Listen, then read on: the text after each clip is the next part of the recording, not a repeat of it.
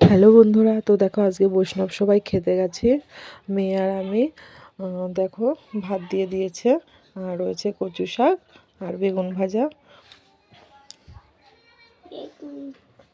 তো দেখো কচু শাক কিন্তু খেতে খুব সুন্দর লাগে, আর বৈষ্ণব সেবাই খেতে তো আরও দারুণ লাগে। আর দেখো মেয়ে খাচ্ছে ডাল দিয়ে, পাশে চাটনি নিয়েছে।